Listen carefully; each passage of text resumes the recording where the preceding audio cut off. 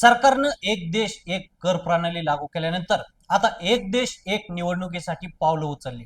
त्यानंतर आता भारत सरकार लवकरच देशात वन नेशन वन टाइम लागू करणार आहे।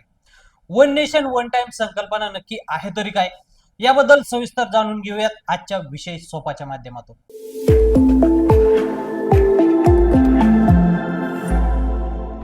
आता देशातील प्रत्येकालाच भारतीय प्रमाण वेळेचा अवलंब करावा लागणार आहे, कारण वेळेचं प्रमाणीकरण करण्यासाठी सरकारनं सर्व अधिकृत आणि व्यावसायिक प्लॅटफॉर्मवर भारतीय मानक वेळ वापरणं अनिवार्य करणारे काही नियम तयार केलेत। ग्राहक व्यवहार मंत्रालयानं 14 फेब्रुवारी पर्यंत जनतेकडून या मसुद्यावर सूचना मागवल्या आहेत।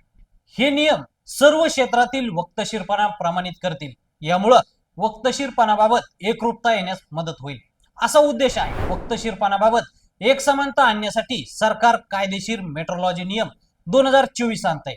या अंतर्गत सर्व कायदेशीर सरकारी व्यावसायिक आणि अधिकृत कागदपत्रांमध्ये IST ही प्रमाणित वेळ असेल। या नियमामुळे वक्तशीरपणाबाबत मजबूत कायदेशीर चौकट निर्माण होईल। मसुदा नियम काय सांगतात पाहूया।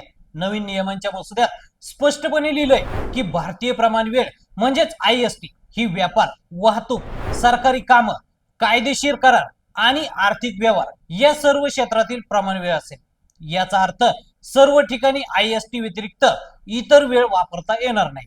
एका वरिष्ठ सरकारी अधिकाऱ्याने सांगितलंय की अचूक वेळ धोरणात्मक आणि नॉन स्ट्रॅटेजिक क्षेत्रांसाठी आवश्यक आहे, म्हणजेच अचूक वेळ अत्यंत महत्वाची आहे, मग फील्ड कोणतंही असो।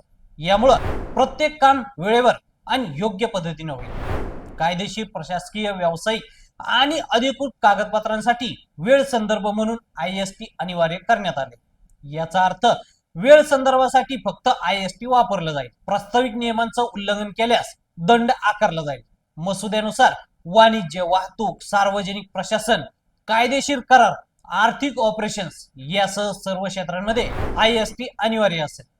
त्याच्या मुख्य तरतुदींमध्ये अधिकृत आणि व्यावसायिक हेतूंसाठी IST व्यतिरिक्त इतर वेळेच्या संदर्भांवर बंदी आणि सरकारी कार्यालय आणि संस्थांमध्ये IST चे अनिवार्य प्रदर्शन समाविष्ट आहे। खगोलशास्त्र, नेव्हिगेशन आणि वैज्ञानिक संशोधन यासारख्या विशिष्ट क्षेत्रांमध्ये IST व्यतिरिक्त इतर वेळा वापरल्या जाऊ शकतात, मात्र त्यासाठी प्रथम शासनाची परवानगी घ्यावी लागणार आहे। ग्राहक व्यवहार विभाग हा राष्ट्रीय भौतिक प्रयोगशाळा आणि भारतीय अंतराळ संशोधन संस्था यांच्या सहकार्याने एक मजबूत वेळ निर्मिती आणि प्रसार यंत्रणा तयार करत आहे। ही यंत्रणा वेळेची अचूकता राखण्यास मदत करेल। यामुळे देशात काळाबाबत एकरूपता येईल। या मसुद्यावर 14 फेब्रुवारी पर्यंत सर्वांना आपलं मत देण्यास सांगण्यात आले। या नियमाचे फायदे काय होते पाहूया। सर्वत्र समान वेळ असल्यानं प्रवास आणि वाहतुकीचं नियोजन करणं सोपं होईल। वेळेत एकरूपता आल्यानं व्यावसायिक व्यवहार सुधारतील। परदेशी गुंतवणूक आकर्षित करण्यास मदत होईल।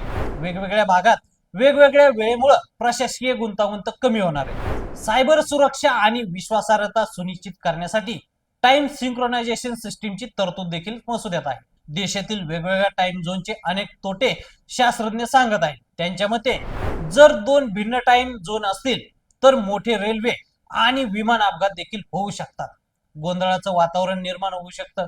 तर मंडळी, वन नेशन वन टाइम बद्दल तुम्हाला काय वाटतं हे आम्हाला कमेंट करून नक्की सांगा आणि पाहत राहा लेट्स अप मराठी।